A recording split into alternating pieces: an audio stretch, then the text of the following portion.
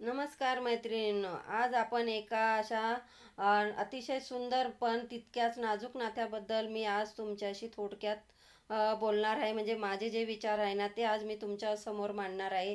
तर ते म्हणजे आपलं महत्त्वाचं म्हणजे सासू सुनांचं नातं कसं असावं. तर तुमच्या घरात कसं आहे ते मला तुम्ही नक्कीच कमेंट करून सांगा. आणि मी सुद्धा आज माझ्या सुनेबद्दल तुम्हाला थोडक्यात तुमच्याशी बोलणारच आहे. पण त्यांचं आपल्या दोघींचं नातं कसं मजबूत व्हावं, कसं घडावं आणि ते मी मात्र केलेलं आहे. तर त्याविषयीच मला तुमच्याशी थोडक्यात बोलायचं आहे. तर म्हटलं चला आपलं नातं चांगलं आहे ना, तर हे आपण दुसऱ्यांबरोबर सुद्धा शेअर करूया. तर काय झालं, तर माझ्या मुलाचा वाढदिवस होता. त्यानिमित्ताने मी असं भरपूर जेवण बनवलं होतं, म्हणजे संपूर्ण थाळी बनवली होती. तर म्हटलं आता ह्या व्हिडिओवर आपण जास्त काय बोलणार, तर म्हटलं चला जेवण बनवता बनवता नेहमी आपण रेसिपीबद्दलच बोलतो, तर आज थोडक्यात थोडं सासूसुनांबद्दल पण बोलूया. तर तर सासूसुनांचं नातं कसं असावं तर मी हे थोडक्यात तुम्हाला सांगणार आहे. तर आपल्या समाजात बघा सासूसुनांच्या नात्याबद्दल अनेक गोष्टी तुम्हाला ऐकायला मिळतात. कधी विनोद ऐकायला मिळतात, तर कधी नात्यात झालेले वाद याबद्दल तुम्हाला ऐकायला मिळतं. पण खरं सांगायचं झालं ना तर सासूसुना आणि दोघी एका घरातल्या जोडणाऱ्या दोन महत्त्वाच्या व्यक्ती आहे. आणि एक मुलगी जेव्हा लग्न करून सासरी येते ना तेव्हा तिचं माहेर, तिचं घर, तिची माणसं मागे सोडून येते आणि एका नवीन घरात येते.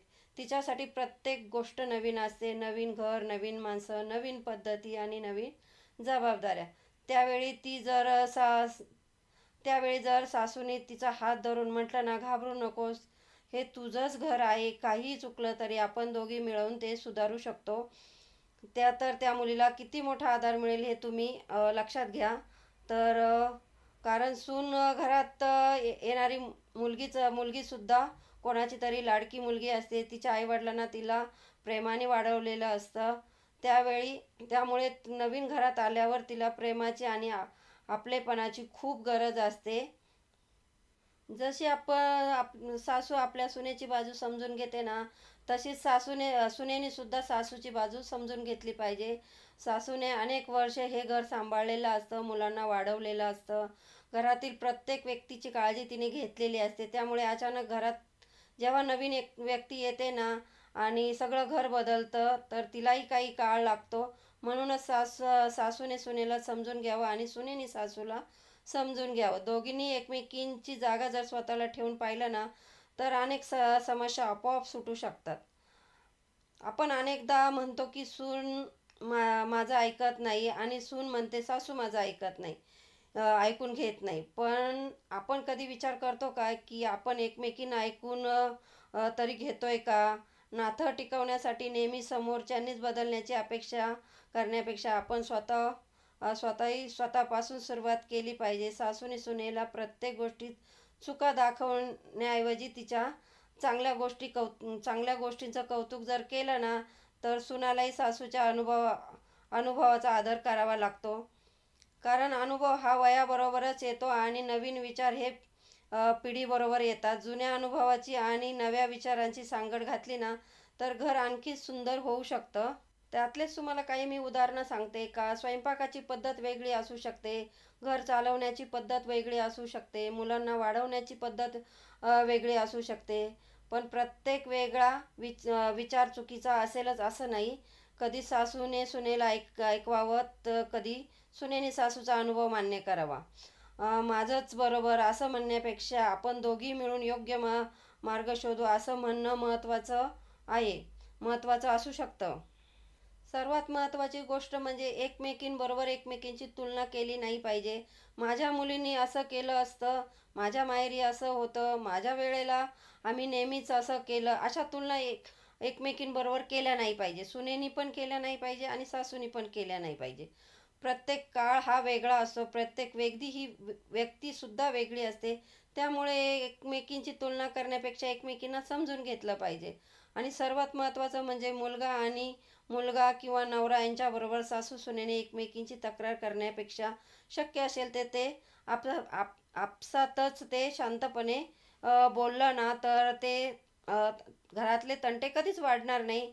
आणि जेव्हा तुमच्या दोघींमध्ये कधी मतभेद झालेच किंवा एकमेकींबद्दल तुम्हाला काही शंका वाटल्या, तर त्या तुम्ही स्वतः सुनेनी सासूला सांगावे आणि सासूने सुनेला जर सांगितले ना, तर तिने सासूने सुद्धा आपल्या नवऱ्याला काही गोष्टी सांगू नये आणि सुनेनी सुद्धा आपल्या नवऱ्याला काही गोष्टी सांगू नये.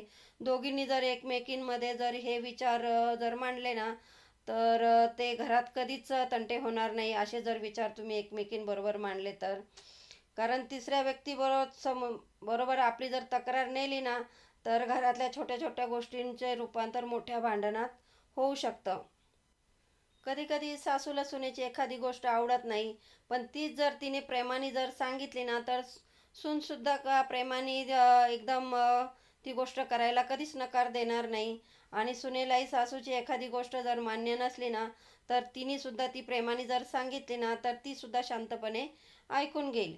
मनात न साठवता राहिले की ते मनात काही साठवून ठेवले नाही पाहिजे. म्हणजे गैरसमज वाढत नाही. बोलून घेतलं की नातंसुद्धा एकदम हलकं होतं. कधी कधी सासूने सुनेला एक पाऊल मागे घ्यावं, तर सुनेनी एखादं पाऊल मागं जर घेतलं ना, तर बघा कधीच भांडणं होणार नाही. तर हा माझा स्वतःचा अनुभव आहे. आम्ही दोघींना एकमेकींना खूप समजून घेतो. तिला जर कधी माझ्यात काही कमतरता वाटली तर ती लगेच तोंडावरच बोलून टाकते आणि मला सुद्धा वाटलं तर मी कुणालाही न सांगता आम्ही एकमेकींना असं लगेच बोलतो. म्हणजे त्यामुळे आमच्या घरात कधीच असं आमच्या दोघींमध्ये तरी आमचे कधीच भांडणं होत नाही. आणि झालेच तर आम्ही लगेच तोंडावरच लगेच सांगून टाकतो की ही गोष्ट मला पटली नाही, तर यापुढे तू ती करू नको. किंवा ती सुद्धा मला म्हणते, आई तुम्ही असं मला का बोलल्यात, तर ती लगेचच मला माझ्या तोंडावरच सांगते. पण असं आम्ही ह्या गोष्टी अजिबात सांगत नाही. कारण घरातल्या गोष्टी जेव्हा बाहेर जातात ना, तर त्याचं रूपांतर खरोखर खूप मोठ्या भांडणामध्ये होतं आणि समजसुद्धा खूप होतात. काही वेळा ना नातं टिकवण्यासाठी आपला अहंकार सुद्धा बाजूला ठेवला पाहिजे. दोघींनीही ठेवला पाहिजे हा अहंकार बाजूला. अहंकार हा सगळ्यात मोठा शत्रू आहे. जर बाजूला ठेवला ना, तर वाद घरात कधीच वाढणार नाही आणि त्या घराचे नंदनवन व्हायला मात्र वेळ लागणार. अशी जर जोडी सासू सुनांची जर असेल नाही कुठल्याही घरामध्ये, तर त्या घरातले तंटे कधीच वाढणार नाही आणि त्या मायलेकी व्हायला सुद्धा वेळ लागणार नाही. सुरुवात तर आपल्या सासूकडूनच झाली पाहिजे, कारण सासूचा अनुभव हा दांडगा असतो, मोठा असतो. कारण सासूने जर सुनेला मुलीसारखं मानलं ना, तर सूनसुद्धा सासूला आईसारखं मानायला अजिबात वेळ लावणार नाही. कारण जेव्हा तुमचा अनुभव हा मोठा असतो म्हणून सासूनेच हा पुढाकार घेतला पाहिजे. सुरुवातीला कुठलीही सून जेव्हा घरात येते ना, तर तिला ॲडजस्ट व्हायला, तिथलं वातावरणात तिला हे व्हायला वेळ लागेल. पण जेव्हा सासूला किती जरी वाटलं ना, वाईट वाटलं की आपली सून चांगली वागत नाही, पण जेव्हा बघा तेव्हा तुम्हाला तिला वेळ द्याल ना, हळूहळू ती बघा तिच्या रूपात येईल. म्हणजे आपल्याच रंगात रंगून जाईल. हे तुम्हाला कळणार सुद्धा नाही. पण त्यासाठी तुम्हालाच मात्र भरपूर म्हणजे तुम्हाला इतकं तुमच्या मनावर ताबा ठेवायला लागेल ना. तर कधी कधी काही मुली ना रागीट असतात थोड्या, तर त्यांना सुद्धा शांत करायला थोडा वेळ जातो प्रत्येक घरात. पण काही मुली खूप शांत असतात ना, तर त्या पटकन ॲडजस्ट होतात घरामध्ये. पण काही मुलींना मात्र वेळ लागतो. तर आपल्याला वाटतं बघा आता एवढ्या दिवस झाले तरी ही सुधरत नाही, हिच्यात काहीच फरक पडत नाही. पण बघा तुम्ही तुमच्या बाजूने प्रयत्न करून बघा.